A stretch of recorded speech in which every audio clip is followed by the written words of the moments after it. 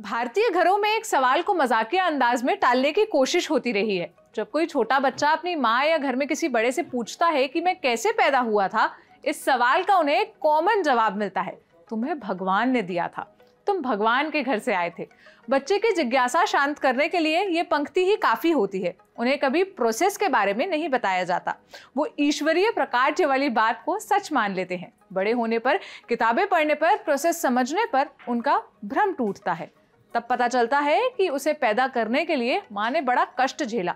हमने तो फेसबुक पोस्टों में पढ़ा था कि 20 हड्डियां फ्रैक्चर होने पर जितना दर्द होता है, उतना ही बच्चा पैदा करने के समय होता है। इसमें कितना सच है ये आपको आगे पता चलेगा, क्योंकि आज हम बात करेंगे बच्चा पैदा करने के तरीकों पर। मोटा माटी बच्चों की पैदाइश 2 रास्तों से होती है। एक तरीका नॉर्मल डिलीवरी यानी वजाइनल डिलीवरी का है, जबकि दूसरा तरीका सिजेरियन डिलीवरी, जिसे सी सेक्शन डिलीवरी भी कहते हैं। इन दोनों डिलीवरीज के क्या फायदे हैं, क्या नुकसान है, कौन सा ज्यादा सही है, डॉक्टर्स किस तरीके को प्रेफर करते हैं, आज के शो में हम इन्हीं सवालों के जवाब तलाशेंगे।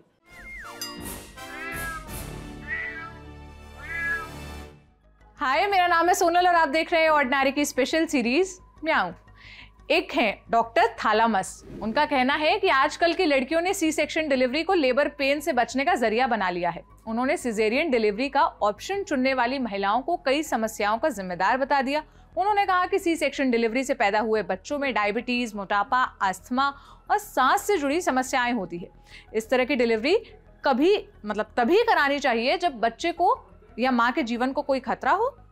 और दूसरी तरफ है डॉक्टर सौम्या। उनका मानना है कि किसी को भी लेबर पेन सहने के लिए मजबूर नहीं किया जाना चाहिए। सी सेक्शन डिलीवरी केवल माँ या बच्चे की जान को खतरा होने पर ही नहीं की जाती। कोई माँ अगर सिजेरियन डिलीवरी के जरिए बच्चे को जन्म देना चाहती है, तब भी उसकी रिक्वेस्ट मानी जानी चाहिए। हमें इस बात का ध्यान रखना चाहिए कि वजाइनल डिलीवरी में भी समस्याएं आ सकती है। नॉर्मल डिलीवरी का प्रोसेस भी खतरनाक हो सकता है। अब दोनों डॉक्टर्स के अलग अलग मत है, वैसे ही लोगों के भी अलग अलग मत हैं। कुछ का मानना है कि जब तक हेल्थ रिस्क ना हो, नॉर्मल डिलीवरी ही करानी चाहिए। इससे माँ और बच्चे का जुड़ाव बना रहता है। एक धड़ा ऐसा भी है जो सी सेक्शन डिलीवरी को डॉक्टर्स द्वारा पैसे कमाने की तरकीब बताता है। एक तबका वो है जो मानता है कि सी सेक्शन डिलीवरी में कोई दर्द नहीं होता, इसलिए इसको प्राथमिकता देनी चाहिए। आप सी सेक्शन डिलीवरी के जरिए अपने हिसाब से दिन चुनकर बच्चा पैदा कर सकते हैं। ये मत आम जनता के हैं। ये काफी हद तक लोगों के जहन में बैठ चुके हैं। इसकी तुलना में तथ्य काफी अलग है। हकीकत यह है कि दोनों तरह के लोगों के बीच बहुत सारी भ्रांतियां फैली हुई है। भ्रांति दूर करने के लिए जरूरी है कि हम बेसिक समझें। सबसे पहले हम ये समझते हैं कि नॉर्मल और सी सेक्शन डिलीवरी होती क्या है और इन दोनों में अंतर क्या होता है। हम डॉक्टर से ये समझने की कोशिश भी करेंगे कि पहले से मौजूद ज्ञान और मौसमी सलाहों में कितनी सच्चाई है। पहले वजाइनल सर्जरी की बात कर लेते हैं। इसमें वजाइना के रास्ते बच्चे को जन्म दिया जाता है। इसे नॉर्मल डिलीवरी भी कहते हैं क्योंकि ये परंपरागत तरीका है, नेचुरल तरीका है। इसमें कई तरह की किसी भी तरह की सर्जरी नहीं होती। इसमें माँ अपनी ताकत लगाकर बच्चे को नीचे की तरफ पुश करती है ताकि वो वजाइना के जरिए बाहर आ जाए। ये प्रोसेस 3 स्टेजेस में बटा हुआ है। जैसे ही डिलीवरी का वक्त आता है तो लेबर पेन शुरू हो जाता है। दूसरे स्टेज में सर्विक्स एरिया खुलने लगता है ताकि बच्चा वहां से बाहर आ सके। जब एरिया पूरी तरह खुल जाता है तब वहां से बच्चा माँ के शरीर से बाहर निकलता है। तीसरे स्टेज में प्लेसेंटा बाहर आती है। अब यहाँ एक बात नोट करना जरूरी है, हर महिला का डिलीवरी का अनुभव बिल्कुल अलग अलग होता है। इसलिए डिलीवरी में लगने वाला टाइम, लेबर पेन का टाइम और लेबर का दर्द भी अलग अलग होता है। कुछ महिलाओं के लिए ये जीवन का सबसे मुश्किल समय होता है, तो किसी को दर्द थोड़ा सा भी महसूस नहीं होता। अब वजाइनल डिलीवरी के फायदे जान लेते हैं। वजाइनल डिलीवरी में कोई सर्जरी नहीं होती, ये नेचुरल है, जैसा मैंने बताया था। किसी तरह का टाँका या कोई कट नहीं लगता, इसलिए रिकवरी में भी समय कम लगता है। डिलीवरी के बाद हॉस्पिटल में भी कम समय रहना पड़ता है। अगर माँ और बच्चे की सेहत ठीक है तो जल्दी डिस्चार्ज कर दिया जाता है। अब इसके नुकसान क्या है? लेबर पेन बहुत भयानक होता है और कई बार 8 से 12 घंटे तक खिंच सकता है। वजाइना के आसपास के टिश्यूज डैमेज होने का खतरा रहता है। टिश्यू अगर ज्यादा स्ट्रेच हो गए तो स्टिचेस भी लगानी पड़ती है। पेल्विक मसल जो यूरिन कंट्रोल करती है, उसमें भी डैमेज होने की आशंका रहती है। अब आते हैं सी सेक्शन डिलीवरी, जिसे सिजेरियन डिलीवरी भी कहते हैं। सी सेक्शन डिलीवरी में बच्चे का जन्म ऑपरेशन के जरिए होता है। सर्जन पेट में एक चीरा लगाते हैं, फिर गर्भाशय में और उसके रास्ते बच्चे को बाहर निकालते हैं। अमूमन सिर बहुत बड़ा हो, बच्चे को वजाइना के जरिए बाहर निकालने में दिक्कत आ रही हो, जुड़वा या 3 बच्चे हो, कोई और जटिलता हो, तभी सी सेक्शन डिलीवरी की सलाह दी जाती है। नॉर्मल डिलीवरी के वक्त अगर कोई दिक्कत आ रही हो, नाल फंस जाए, तब ऐसी स्थिति में डॉक्टर्स खुद फैसला लेकर सी सेक्शन डिलीवरी कर सकते हैं। इसके अलावा अगर माँ का बीपी बहुत बढ़ा हुआ हो, तब भी सी सेक्शन के जरिए ही बच्चे की डिलीवरी की जाती है। जिन लोगों को नॉर्मल डिलीवरी और लेबर पेन को लेकर एंजाइटी हो या उस प्रोसेस को वो नहीं अपनाना चाहते, वो भी सी सेक्शन डिलीवरी का ऑप्शन चुन सकते हैं। इसके फायदे क्या है? सी सेक्शन एक लाइफ सेविंग ऑप्शन हो सकता है अगर माँ या बच्चे की जान को नॉर्मल डिलीवरी से खतरा हो। इसे डॉक्टर के साथ बात करके पहले से शेड्यूल किया जा सकता है कि हमें किस डेट पर डिलीवर करना है बच्चा, ये पहले से आप प्लान करके तय कर सकते हो। इसमें पेल्विक मसल डैमेज होने का खतरा नहीं रहता। इसकी कुछ कमियां भी हैं, मसलन इसमें रिकवरी टाइम ज़्यादा होता है, चूँकि सर्जरी होती है, टाँके लगते हैं, इसीलिए रिकवरी में भी वक्त ज़्यादा लगता है। ब्लड क्लॉट और इन्फेक्शन का खतरा भी होता है, साथ ही एनेस्थीसिया के कारण भी कॉम्प्लिकेशंस हो सकते हैं। दोनों ही तरह की डिलीवरी को लेकर जो भी सवाल या आशंकाएं हैं, उनका जवाब डॉक्टर से ही जानते हैं। सारे मिथ के बारे में सच्चाई समझने के लिए मैंने डॉक्टर ऋतु सभरवाल को फोन मिलाया और एक एक कर सारे जवाब जानने की कोशिश की। एक आम धारणा है डिलीवरी नॉर्मल ही करानी चाहिए, बच्चे को मातृत्व का एहसास ज्यादा होता है। देखिए, ऐसे नॉर्मल डिलीवरी तो डेफिनेटली आपको फील करते हो आपकी, हाँ, you are doing a normal physiological thing जो कि कुदरत ने बनाया हमें नॉर्मल डिलीवरी के लिए। लेकिन ऐसा नहीं, कोई जरूरी नहीं है कि हम नॉर्मल डिलीवरी ही कराएं। बहुत सारी सिचुएशंस ऐसी आती हैं जिसमें मदर या बेबी के लिए रिस्क होता है, तो उसमें हमें ऑप्शन है अगर सिजेरियन का, तो सिजेरियन करवाना चाहिए, उसमें कोई ऐसी वाली बात नहीं है। सी सेक्शन कराने के बाद ब्रेस्ट फीडिंग जल्दी नहीं शुरू होती।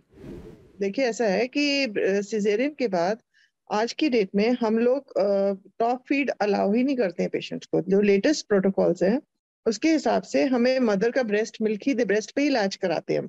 चाहे 6 घंटे 2 घंटे बाद, इमीडिएटली सून आफ्टर डिलीवरी, हम मदर से ही इलाज कराते हैं। और अगर वो नहीं निकाल पाती तो एक्सप्रेस करके मिल्क को एक आध बार हम दे देते हैं, बेबी को मदर का ही मिल्क एक्सप्रेस करके दे देते हैं, और उसके बाद वो ट्राई करे कि तो हो जाता है। It's not that difficult. और आजकल तो इतने अच्छे अच्छे पेन किलर्स वगैरह हैं कि पेशेंट को इतना फील ही नहीं होता कि सिजेरियन हुआ है तो मैं उठ नहीं सकती, क्योंकि 6 घंटे बाद तो उठ के बैठ जाती है पेशेंट। तो ऐसा कुछ भी नहीं है कि उसको कोई ऐसी प्रॉब्लम हो ब्रेस्ट फीडिंग में।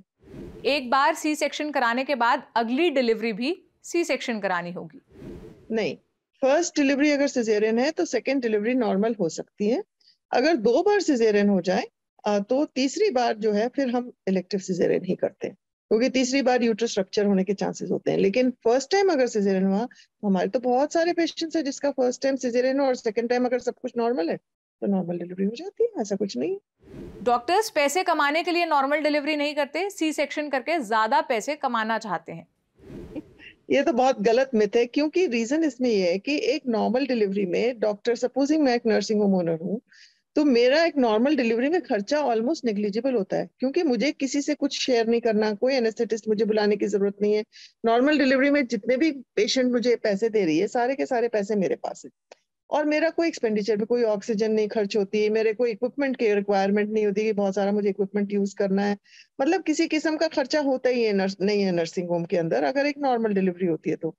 अगर एक सी सेक्शन होता है तो एक तो चार्जेस क्या होते हैं, नॉर्मली जो नॉर्मल डिलीवरी के जो भी पैकेज होगा उसका डबल होता है सिजेरियन। अब नॉर्मल डिलीवरी का पेशेंट 1 दिन रहता है, सिजेरियन का पेशेंट 2 दिन रहता है, तो उस हिसाब से देखा जाए तो एक, मतलब अगर 2 दिन एक डिलीवरी वाला रहे या एक सिजेरियन 2 दिन रहे तो कॉस्ट सेम आ जाती है। लेकिन जो अगर हम सिजेरियन करते हैं, सपोजिंग मैं सिजेरियन करती हूँ, नॉर्मल डिलीवरी करती हूँ, तो जितनी भी मेरी इनकम है सारे के सारे पैसे मेरे पास आएंगे, मुझे किसी से कुछ शेयर नहीं करना, अगर मैं नर्सिंग होम ओनर हूँ।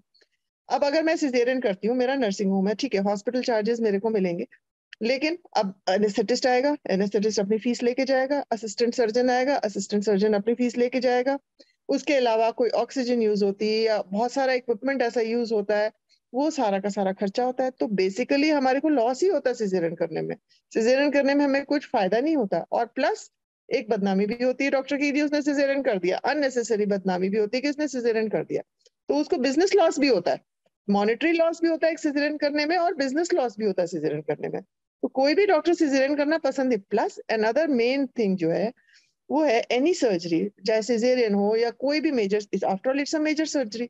और मेजर सर्जरी में मरीज की जान को खतरा तो होता ही है, जो कि नॉर्मल डिलीवरी में बिल्कुल नहीं होता। आप आफ्टर ऑल एनेस्थीसिया देंगे, एनेस्थीसिया से रिलेटेड रिस्क है, तो एक मरीज को खतरा होता है। सपोजिंग उसमें लिटिगेशन के चांसेस ज्यादा होते हैं, पेशेंट को बाई चांस सिजेरियन के टाइम ब्लीडिंग ज्यादा हो गई, उसके लिए हमारे को प्रॉब्लम हो जाती है। पेशेंट एनेस्थेटाइज्ड है, पेशेंट को शिफ्ट करना पड़ता है, सपोजिंग कुछ कॉम्प्लिकेशन होती है और पेशेंट को हमें दूसरे हॉस्पिटल में शिफ्ट करना पड़ता है या कहीं आईसीयू में शिफ्ट करना पड़ता है, तो उसमें ट्रांसपोर्ट करना भी डिफिकल्ट होता है। नॉर्मल डिलीवरी पेशेंट को ट्रांसपोर्ट करना भी ईजी होता है।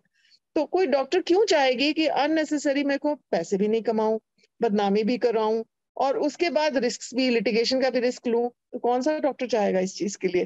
तो कोई भी डॉक्टर नहीं चाहता है। वो तो ये कि, लेकिन हाँ, ऐसा नहीं है कि नॉर्मल डिलीवरी ही करानी है इसलिए मरीज और बच्चे दोनों की जान को खतरे में डालना, वो काम नहीं करना चाहिए। लेकिन ये कि हाँ, अगर सिजेरियन इंडिकेटेड तो डेफिनेटली हम सिजेरियन ही करते हैं, लेकिन कोई भी डॉक्टर ऑन दिस प्लैनेट ऐसा नहीं है जो कि पैसे कमाने के लिए सिजेरियन करता है। सी सेक्शन के बाद घी या दूध नहीं ले सकते?